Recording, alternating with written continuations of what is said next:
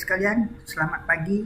Kembali kita bertemu pada mata kuliah Creativity and Innovation. Salam budi luhur.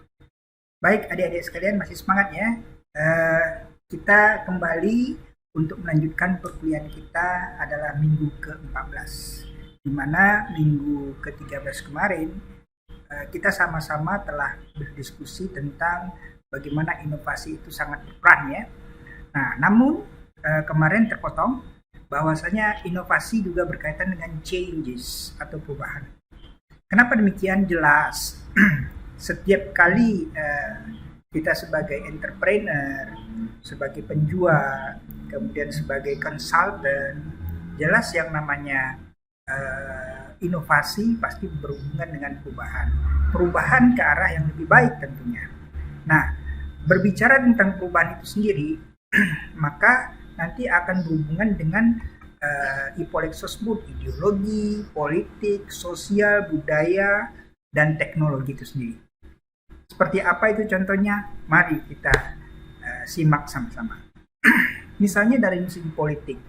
Misalnya kita ingin berinovasi dengan cara menjual sebuah produk tertentu atau katakanlah kuliner.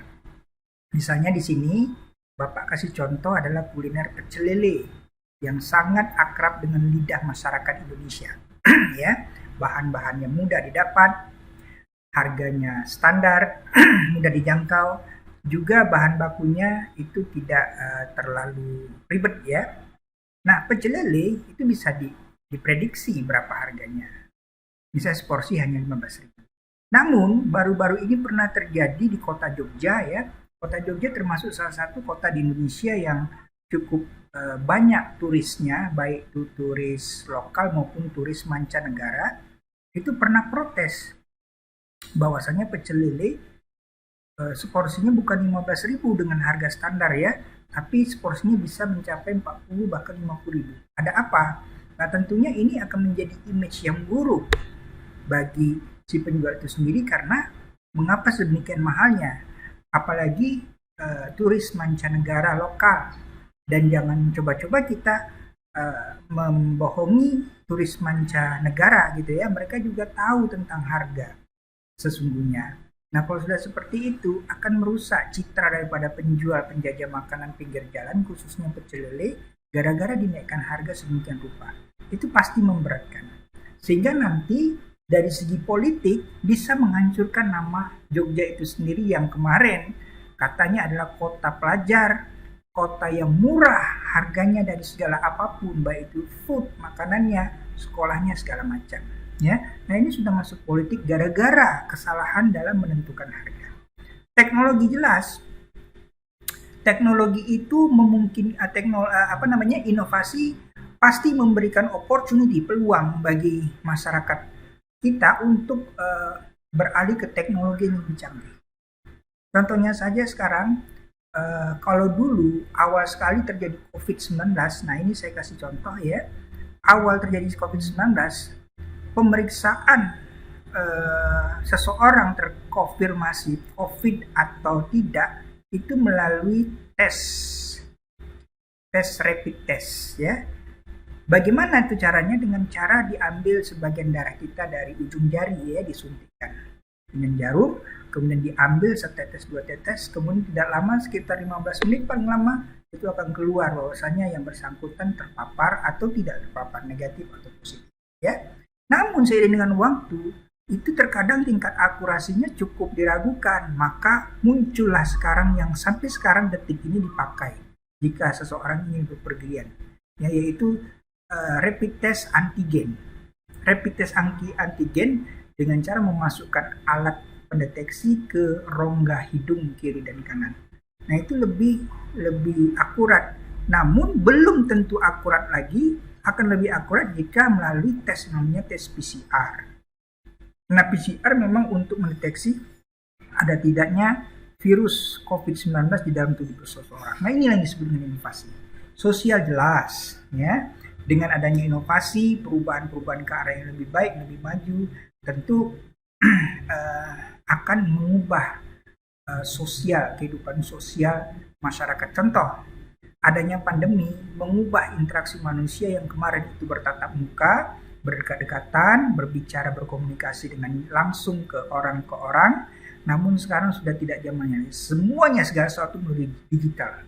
Sistem digitalisasi pasti berhubungan berkaitan erat dengan teknologi, sehingga komunikasi bisa melalui sosial media seperti Zoom, Google Meet dan lain-lain. Ya. Ekonomi, nah ini yang paling berbahaya dampaknya. Anda bisa bayangkan bahwasanya masyarakat kita yang tergabung dalam usaha mikro, kecil dan menengah UMKM yang dulunya berinteraksi langsung ke masyarakat sekarang sudah tidak bisa lagi, sudah sepi pembeli. Maka tidak ada jalan lain kecuali satu, yaitu melakukan penjualan produk dan jasanya melalui sosmed. Nah, jasa ini tidak bisa dilakukan melalui sosmednya, harus berinteraksi satu sama lain. Nah, sehingga bisa kita gambarkan suatu bentuk model ya.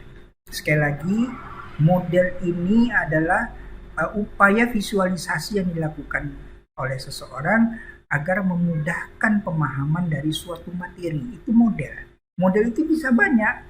Contoh-contohnya ya, bisa dalam berbentuk oval, lingkaran, persegi panjang, persegi tiga, dan segala macam.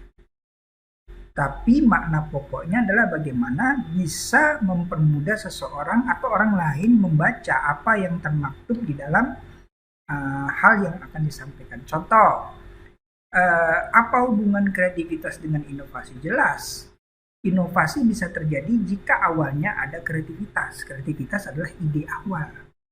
Ide baru, gagasan baru yang dimunculkan sehingga apa yang diinginkan bisa tercapai. Setelah yang diinginkan bisa tercapai, maka perlu ada perubahan-perubahan baru agar lebih menarik, maka dibutuhkan inovasi. Ya. Nah, ini ada satu lingkaran sebelah kiri yang kita sebut adalah integrative model of relationship between product, creativity, and innovation. Jadi di sini ada semacam model integratif. Integratif adalah model yang saling keterkaitan satu sama lain sehingga nanti memunculkan produk yang kreatif dan inovatif. Apa itu? Yang pertama adalah wawasan kreativitas. Wawasan kreativitas. Jadi kreativitas itu harus dijadikan sebagai wawasan oleh setiap insan. Contoh, kita mau jualan yang namanya nasi goreng. Nasi goreng pasti orang tahu adalah sesuatu yang berbahan dasar nasi, ya, dengan bumbu cabai, bawang merah, bawang putih, sudah selesai. Namun, bagaimana dikatakan kreatif? Misalnya nasi goreng bakar. Nah, nasi goreng bakar itu boleh dikatakan mungkin belum ada nasi goreng yang kemudian dimasukkan di dalam bungkusan daun, kemudian dibakar. Nah, ini adalah kreatif. Gagasan baru, ide baru. Jadi ide sebagai wawasan. Ya. Dulu namanya nasi bakar, kalau saya pernah di kota Bandung, itu sesuatu yang baru bagi saya. Karena belum pernah saya dapatkan di Bangka atau di kota Palembang gitu ya. Namun sekarang menjadi sesuatu yang sudah biasa, jadi bukan kreativitas lagi. Kemudian idea generation. Nah, idea generation ini adalah bagian kecil daripada wawasan kreativitas. Kita memunculkan ide apa sebenarnya yang baru. Kemudian bagian kecil lagi daripada kreativitas itu adalah konteksnya itu apa. Misalnya ya, kita ingin menjual suatu produk. Siapa sih yang akan kita jual? Maka menyangkut dengan pasar, market. Kemudian seberapa besar teknologi yang kita gunakan. Ada beberapa produk yang nggak perlu teknologi, tapi justru yang manual itu yang dicari orang. Misalnya makanan jenis, contoh ya, kita ambil contoh makanan jenis apa namanya tuh, kalau di Bandung ya banyak sekali ya yang menggunakan teknik pembakaran arang. Teknik pembakaran arang itu kan memang sudah dilakukan sejak zaman dulu. Tapi beda rasanya jika dibandingkan dengan memasaknya dengan menggunakan kompor. Jadi lebih nikmat menggunakan arang gitu ya. Misalnya memasak kue ya, dibakar dengan menggunakan arang, itu pasti jauh lebih nikmat. Jadi tidak menggunakan teknologi. Jadi ada beberapa yang memang justru tidak teknologi. Kemudian klien. Nah, klien ini adalah sekumpulan orang-orang yang bisa membantu ide bisnis kita. Siapa? Supplier, ya, supplier itu pemasok. Ya, kita harus berhubungan manis, berhubungan erat